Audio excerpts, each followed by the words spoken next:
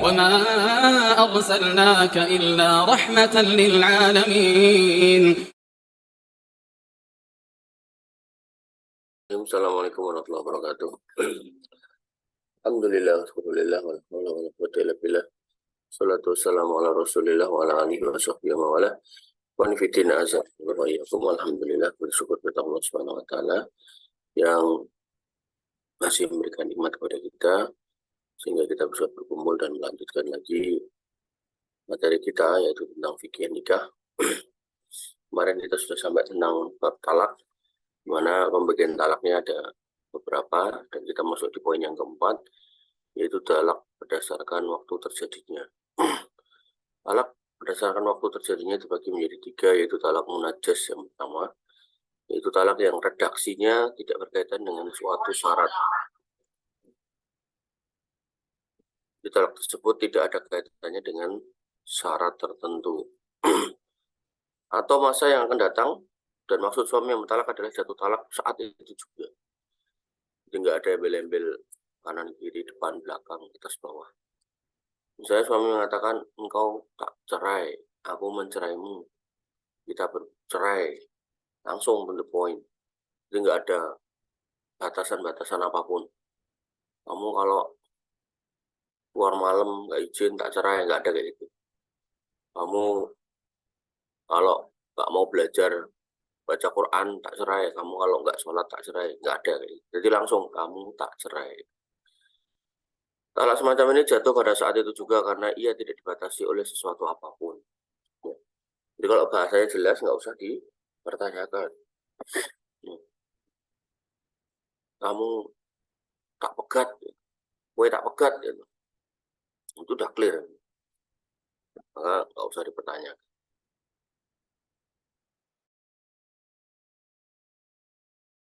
Itu talak mudhof ilal mustaqbal, yaitu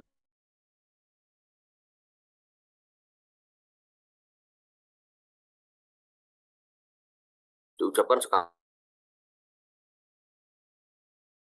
Atau yang kedua, aku mentalakmu di awal bulan depan.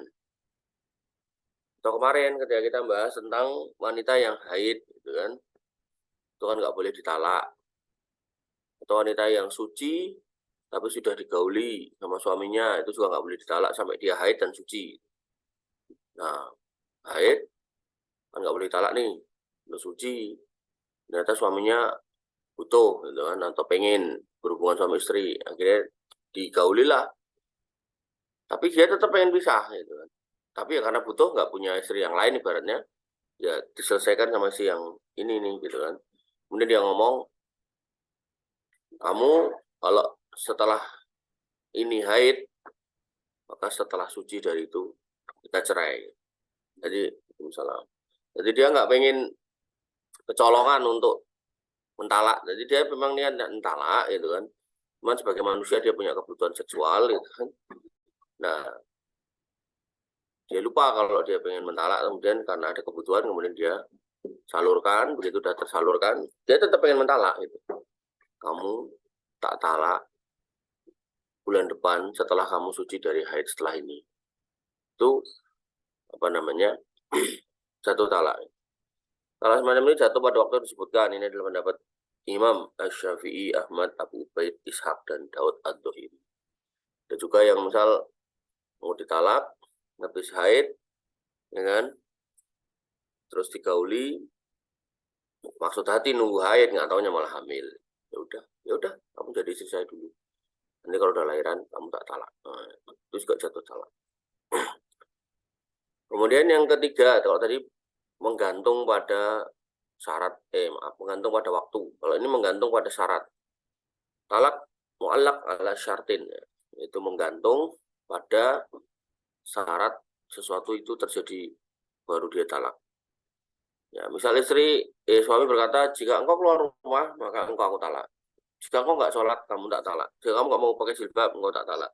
Jika engkau nekat minggat, kamu tak talak. Nah, itu bahasa-bahasa kayak gitu tuh, itu membuat jatuh talak ketika istri melanggar apa yang dipersyaratkan.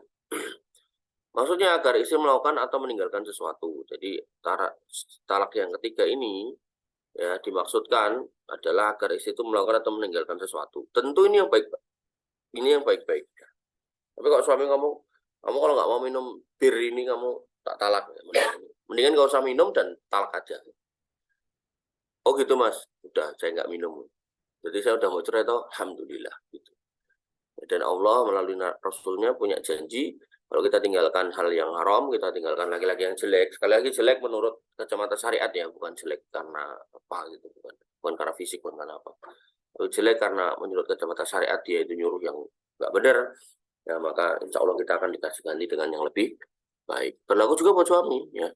Jadi kalau istri Bu Ayu ini kan ngapun era sholat gitu kan, nah cerai, insya Allah nanti kemudian akan diganti dengan yang lebih baik. Ya, jadi parameternya parameter ilahiyah, jadi dikembalikan kepada Allah Subhanahu wa taala.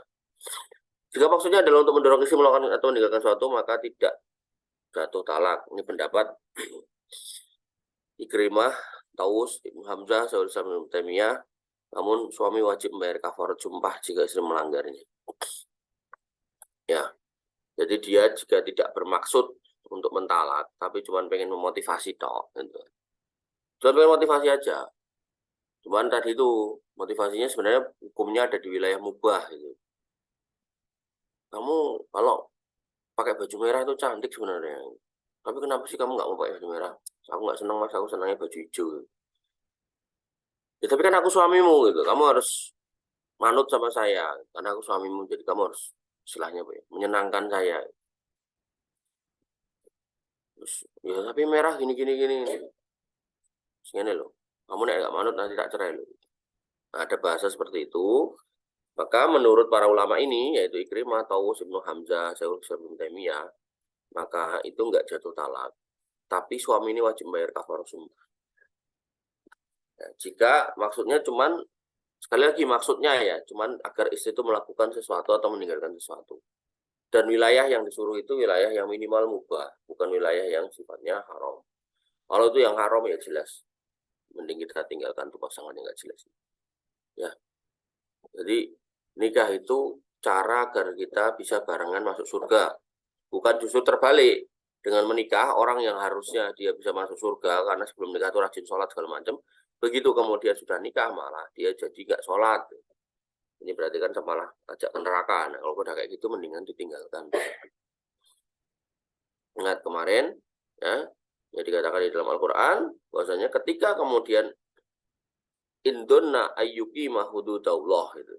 Jadi kembalinya suami istri yang sudah jatuh talak dalam rangka untuk ketika diperkirakan mampu untuk ayyuki mahududallah, untuk menegakkan hukum-hukum Allah, menegakkan syariat Allah, menegakkan kewajiban-kewajiban dalam beragama. Intinya pokoknya kalau suami istri ini ya berpendapat balen lagi, kemudian bisa ya menjadi orang Islam yang lebih baik, ya toh, maka balik lebih baik.